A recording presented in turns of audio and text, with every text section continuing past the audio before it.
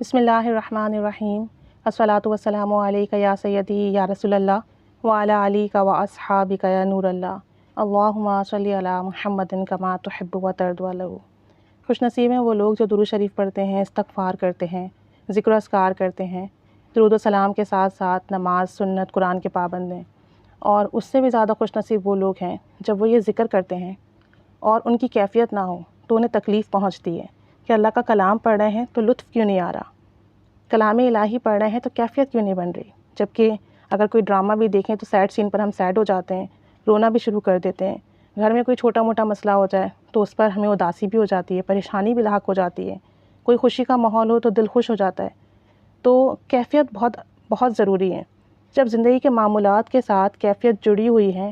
خوشی کے ساتھ، کامیابی کے ساتھ، دکھ غم بیماری کے ساتھ، تو پھر اللہ کے کلام کے ساتھ ہماری کیفیت کیوں نہیں بن رہی؟ بہت سے لوگ ہیں اس چیز کے لیے پریشان ہوتے ہیں اور اس چیز کے لیے محنت کرتے ہیں کہ ہم جو پڑھیں اس سے ہمیں فیض مل رہا ہے، لیکن اس کے ساتھ ساتھ جب ہم پڑھیں تو ہم اس چیز میں ڈوب جائیں، ہمیں وہ کیفیت بھی نصیب ہو اور ہمیں روحانیت بھی نصیب ہو۔ ایسے ایک صاحب کہتے ہیں کہ میں ذکر و اذکار کرتا ہوں، درود و سلام، استغفار سب کرتا ہوں، لیکن کیفیت نہیں ہے، اور کیفیت نہ ہونے کے سبب بعض اوقات میرے معمولات میں کافی کمی آ جاتی ہے، اتار چڑھاؤ آ جاتا ہے۔ عبادت میں حلاوت بھی نصیب نہیں ہو رہی تھی مجھے، اور جب مجھے وہ حلاوت نہیں آ رہی تھی، میری کیفیت نہیں بن رہی تھی، تو پھر جو میرے معمولات تھے وہ ڈسٹرب ہوئے۔ کبھی میں نے اچھے سے پڑھا اور کبھی میں نے پڑھا اور کبھی میں نے پڑھا ہی نہیں۔ جب میری کیفیت نہیں بنتی تو مجھ سے پڑھا بھی نہیں جاتا۔ تو کہتے ہیں میں ان چیزوں کو لے کے بہت ڈسٹرب تھا۔ اور دوسرا یہ کہ میرے معمولات میں ناگا ہو جاتا تھا، یعنی جو بھی میں ذکر کر رہا ہوں، اذکار کر رہا ہوں، وہ پابندی سے نہیں ہو پا رہے تھے۔ کبھی میں کرتا، کبھی نہیں کرتا۔ تو مجھے اس چیز کو لے کر بہت الجھن تھی۔ میں چاہتا تھا کہ میں اللہ کے رستے پر آؤں، عبادات میں مجھے لطف نصیب ہو،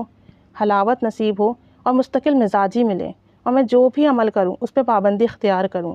کہتے ہیں کہ میں اس کے لیے پریشان تھا۔ ایک تو یہ والی بات میری زندگی میں نہیں بن رہی تھی، اور دوسرا جہاں میں جاب کرتا تھا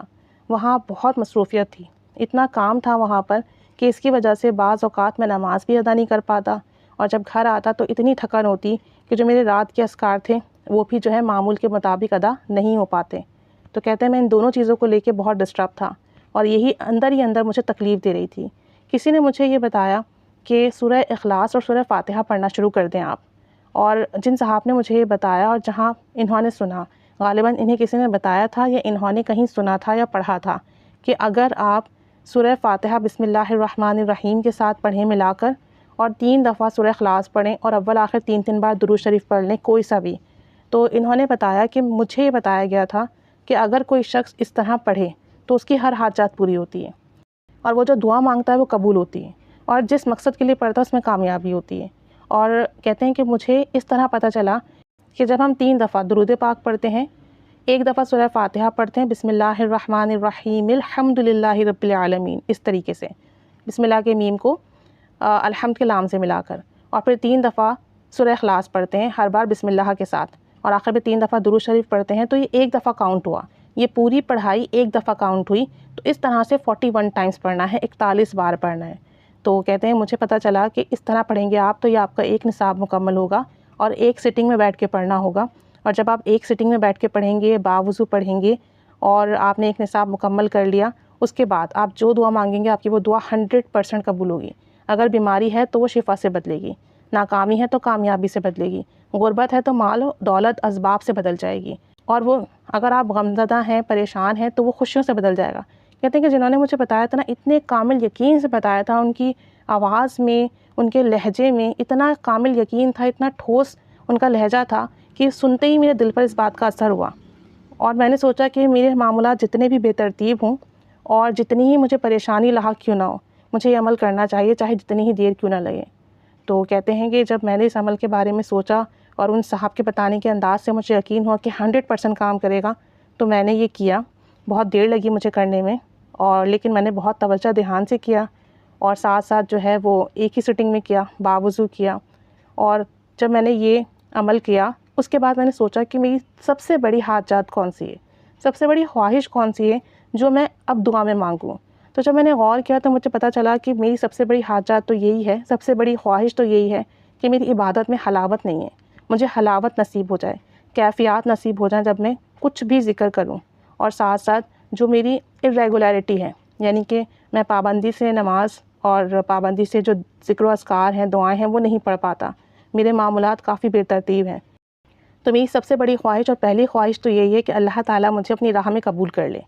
کہتے ہیں میں نے پھر اس نیت سے ہی پڑھا، اور پڑھنے کے بعد جب میں نے 41 بار اس کو پڑھ لیا تو پھر میں نے اللہ تعالیٰ کی بارگاہ میں دعا کی کہ اللہ مجھے دین پر چلنے والا بنا دے، 100% چلنے والا بنا دے، اور مجھے استقامت نصیب فرما، اور میرے معمولات میں پابندی ہو جائے، ایسا کرم فرما دے، میں جو ذکر کروں، جو اذکار کروں، جو نماز پڑھوں، جو بھی دعا کروں، وہ پابندی کے ساتھ ہو، اس میں ایک دن بھی ناغہ نہ ہو، اور میں جو بھی اعمال کروں میرے اللہ مجھے اس میں کیفیت عطا فرما، میں تیرا ذکر کروں تو کیفیت کے ساتھ کروں، مجھے عبادت کی حلاوت نصیب ہو، محبت عطا ہو، اور مجھے تیرا قرب عطا ہو۔ کہتے ہیں کہ میں نے یہ دعا کی، اور اس کے بعد میں آپ کو بتا نہیں سکتا کہ پہلے ہی دن عمل کرنے سے مجھے واضح محسوس ہوا، واضح فرق محسوس ہوا اپنی کیفیت میں،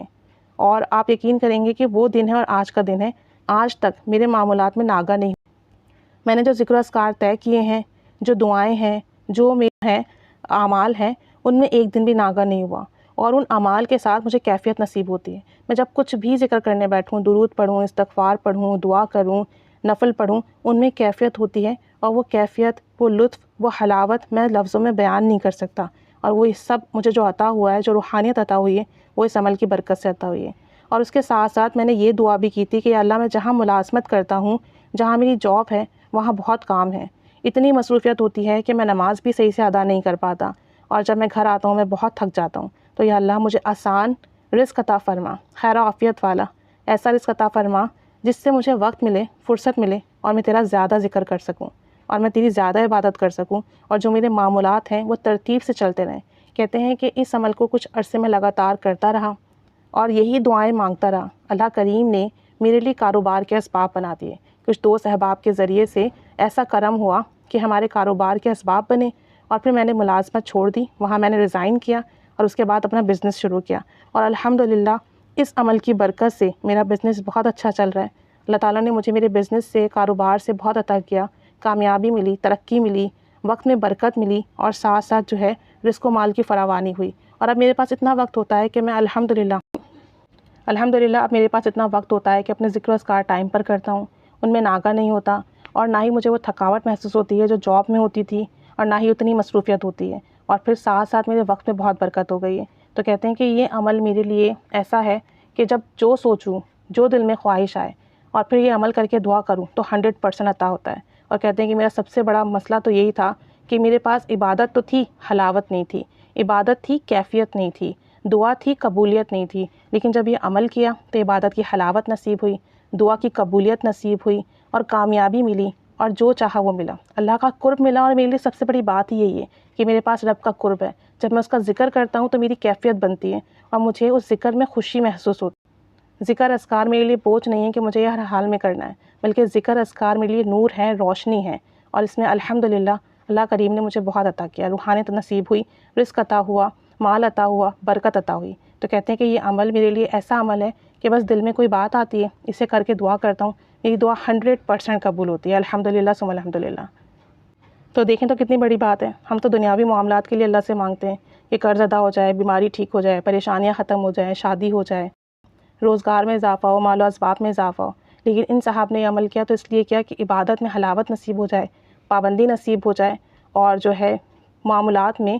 ریگولیرٹی آ جائے، جو پڑھتا ہوں اس میں مجھے جو ہے کیفیت نصیب ہو جائے۔ بہت بڑی بات ہے یہ بھی، اللہ کریم ہم سب پر رحمت کی نگاہ فرمائے، اور ہمیں بھی ایسے ہی توفیق عطا فرمائے کہ کچھ پڑھیں تو دل سے پڑھیں، اور پھر ہمیں اس کی کیفیت بھی نصیب ہو اور روحانیت میں بھی اضافہ ہو۔ اللہ تعالیٰ سب پر رحمت کی نگاہ فرمائے اور سب کی دعائیں قبول فرمائے۔ یہ عمل واقعی بہت اکثیر ہے، جس بھی کام کے لیے کریں فوراً کام بنتے ہیں، خود میں نے بھی کئی بار کیا، اور الحمدللہ بہت بہترین اس کے نتائج ہوتے ہیں اگر توجہ دھیان سے کریں تو۔ اللہ تعالیٰ سب پر رحمت کی نگاہ فرمائے، کرم فضل کا معاملہ فرمائے، اور ہم سب کی جائز دعائیں، مراد حاجات پوری فرمائے۔ آمین بجاہ النبی الآمین صلی اللہ علی محمد صلی اللہ علیہ وآلہ وسلم۔ اللہم صلی علی محمد کما تحب و ترضی لہ۔